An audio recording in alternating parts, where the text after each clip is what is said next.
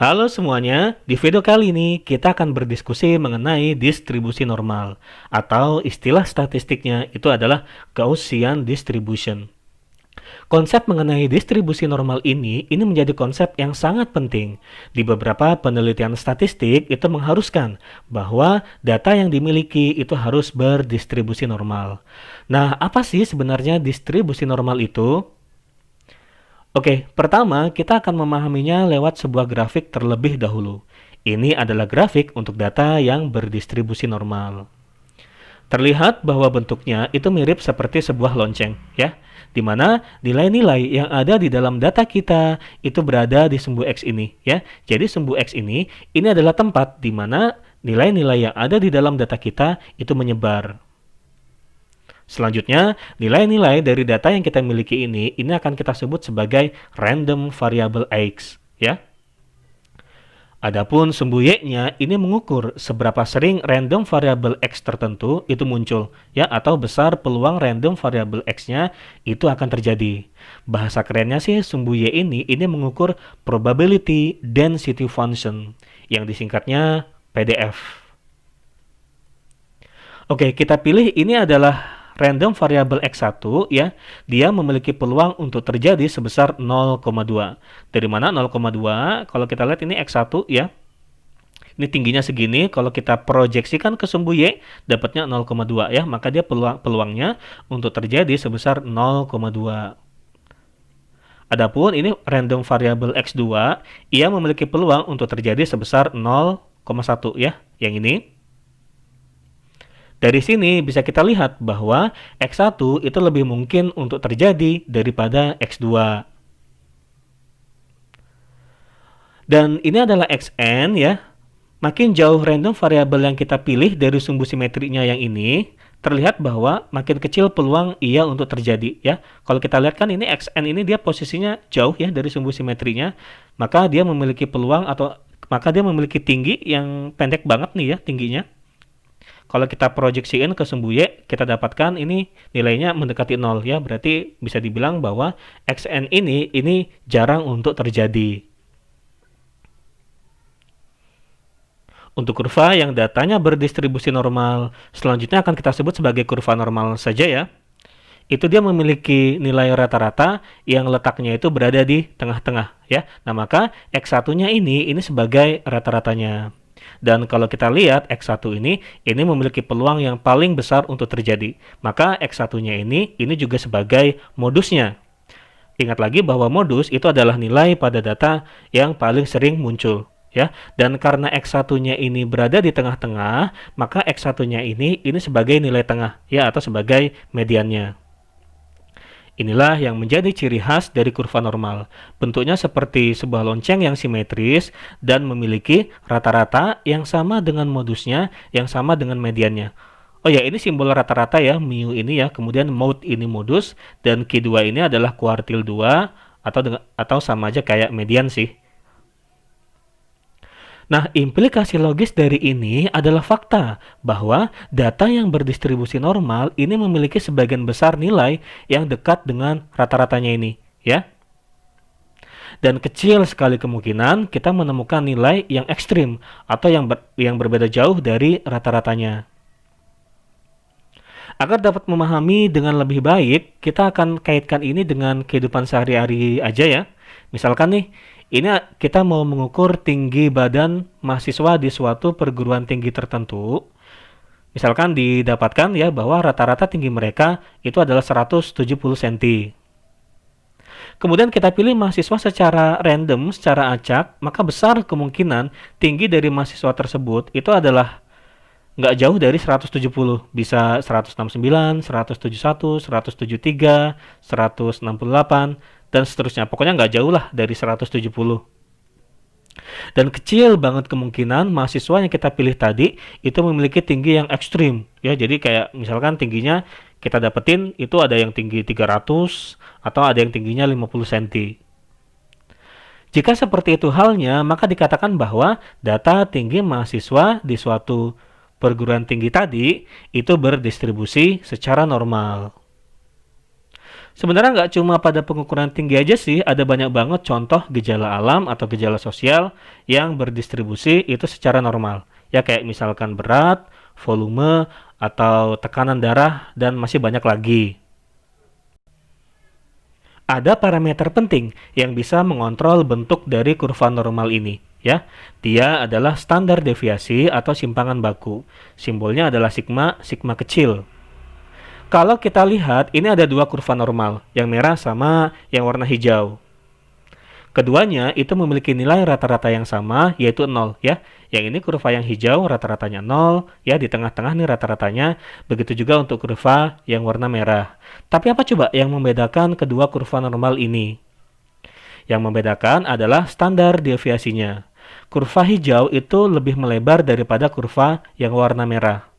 Kita katakan bahwa standar deviasinya kurva hijau itu lebih besar daripada standar deviasinya kurva yang warna merah. Ya, bisa kita simpulkan, makin besar standar deviasinya, maka makin menyebar atau makin melebar kurva normalnya seperti ini. Nah, ada hal yang unik mengenai kurva normal ini, ya, yaitu mengenai aturan 689599.7. Apa sih sebenarnya aturan ini? Jadi gini, 68% dari data ya yang berada di sekitar rata-ratanya ini itu memiliki atau membentang dari mu min sigma sampai mu plus sigma ya. Jadi 68% dari data ini memiliki nilai paling kecilnya itu adalah mu min sigma sampai terbesarnya itu adalah mu plus sigma. Kemudian 95% dari data ya yang menyebar di sekitar rata-ratanya ini memiliki nilai minimum adalah mu min 2 sigma, mu min 2 kali sigma, sampai terbesarnya ya maksimum itu adalah mu plus 2 sigma. Nah, inilah yang sering dipakai di penelitian ya yang 95% ini, bahwa random variable yang berada di sekitar sini ya 95% ini memiliki nilai sekecil-kecilnya adalah mu min 2 sigma dan paling gedenya itu adalah mu plus 2 sigma. Adapun random variable yang berada di sekitar sini ya, yang berada di luar 95% ini dianggap sebagai outlier atau dianggap sebagai random variable yang berasal dari populasi yang lain. Kemudian 99,7%-nya itu membentang dari mu min 3 sigma sampai mu plus 3 sigma. Oke, biar lebih jelas ini kita misalkan saja ya. Misalkan nih, tadi kan kita mengukur tinggi badan mahasiswa di suatu kampus tertentu ya. Misalkan kita dapatkan tingginya itu adalah 168 cm rata-ratanya dan simpangan bakunya itu adalah 10 cm. Nah, dengan menggunakan aturan ini ya, bisa kita simpulkan bahwa 68% populasi itu memiliki tinggi dari 168 min 10 sampai 168 plus 10 ya. Jadi tingginya itu adalah 158 sampai 178. Kemudian 95% dari populasi itu memiliki tinggi dari 168 min 2 kali 10 sampai 168 plus 2 kali 10 ya. Jadi 95%-nya itu memiliki tinggi paling pendeknya 148 dan paling tingginya itu 188 ya. Biasanya sih yang paling sering digunakan ini yang 95% ya dalam penelitian gitu. Jadi kalau misalkan ada tinggi yang di luar rentang ini ya, di luar rentang dari 148 sampai 188 itu nanti dianggap sebagai outlier atau dianggap sebagai mahasiswa dari kampus lain lah gitu ya. Seperti itu. Atau 90.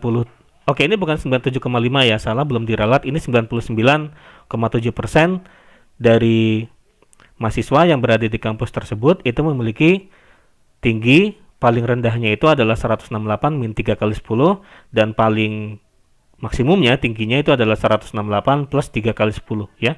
Atau berarti paling pendeknya 138, paling tingginya itu adalah 198. Nah, sekarang saatnya kita mengaplikasikan apa yang baru kita pelajari ini dengan menggunakan bahasa pemrograman Python.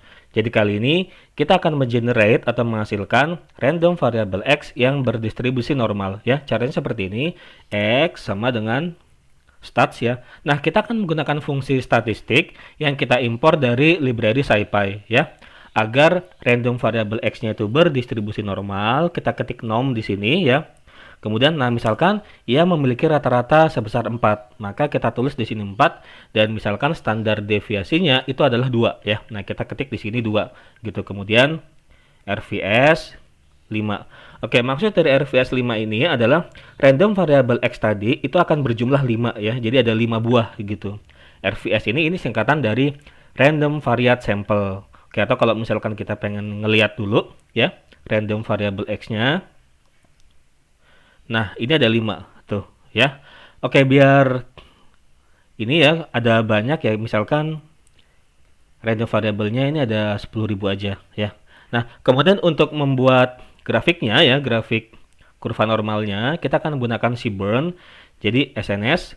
Oke, metode di Seaborn yang khusus untuk ngebuat kurva di mana sumbu Y-nya itu adalah density atau probability density function, itu adalah KDE plot. Ya, jadi sns.kde plot X. Kemudian coba kita print.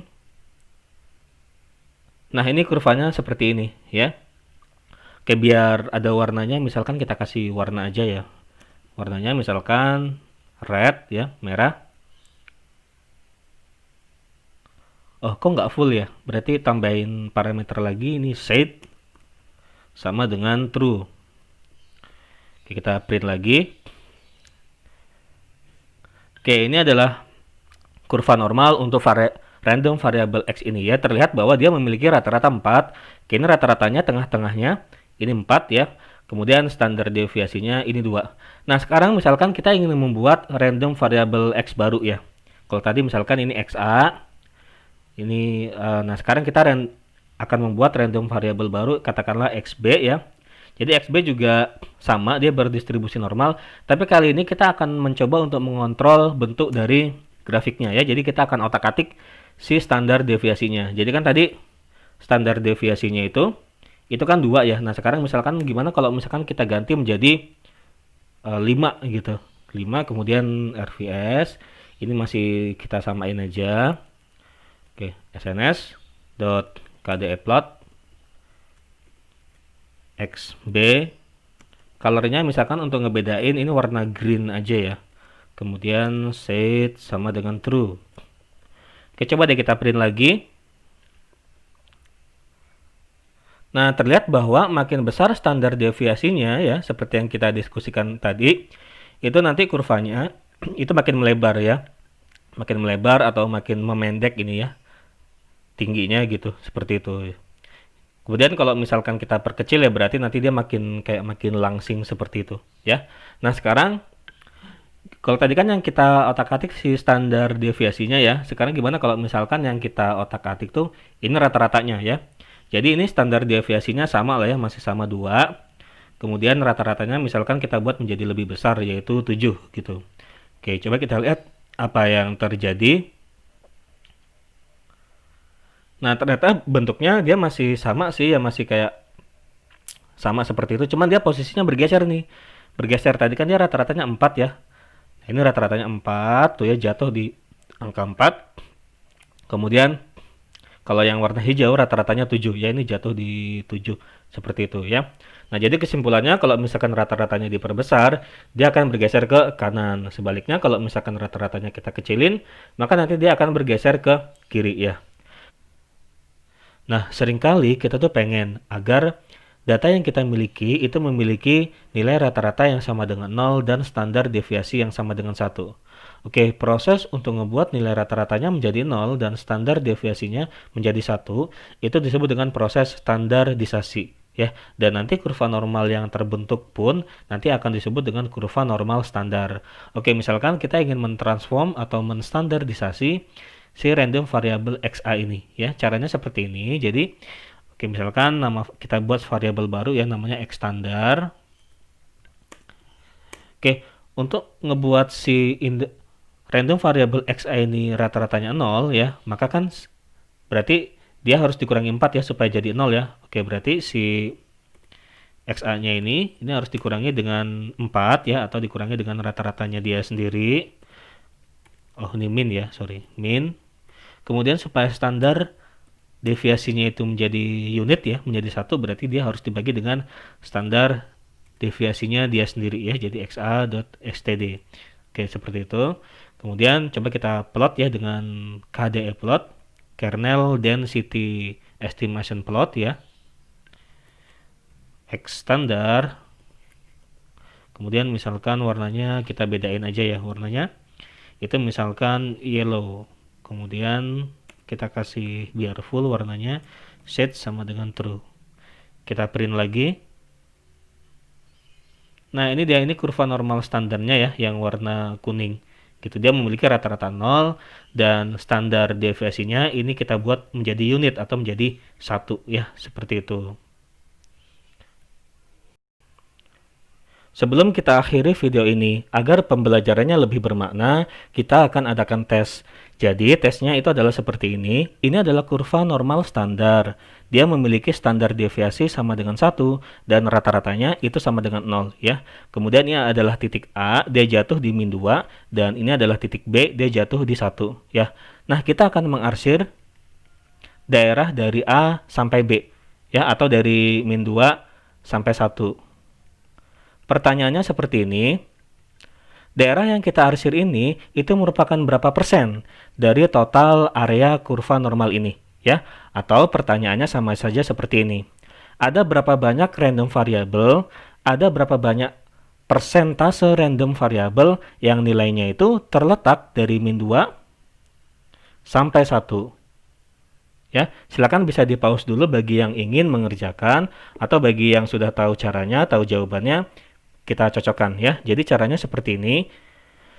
Kita akan menggunakan aturan 68, 95, 99.7 yang baru saja kita pelajari ya. Oke, diingat-ingat lagi bahwa dari min 2 sampai 2 ini kan luasnya 95% ya. Oke, atau itu berarti kalau seandainya dari min 2 sampai 0 saja, maka luasnya adalah setengah dari 95% ya. Atau 95% dibagi 2, hasilnya adalah 47,5%. Ya, dari min 2 sampai 0 kita tandai dulu saja ya biar lebih jelas. Oke, ini adalah dari min 2 sampai 0. Kemudian diingat-ingat lagi bahwa dari min 1 sampai 1 itu kan luasnya 68% ya. Nah, maka dari 0 sampai 1 saja, kita tulis di sini ya. Dari 0 sampai 1 saja, itu adalah 68% dibagi dengan 2. Hasilnya adalah 34%. Ya. Nah, maka luas yang diarsir dari A sampai B atau dari min 2 sampai 1, itu tinggal kita jumlahin aja ya. 47,5 ditambah 34. Berapa itu? 81 ya. 5%. Nah, berarti luas daerah yang diarsir ini ya. Oh ya, yang dari 0 sampai 1 tadi berarti yang ini ya. Oke, dari 0 sampai 1 ini yang ini. Nah, berarti luas daerah dari min 2 sampai 1 itu adalah 81,5%.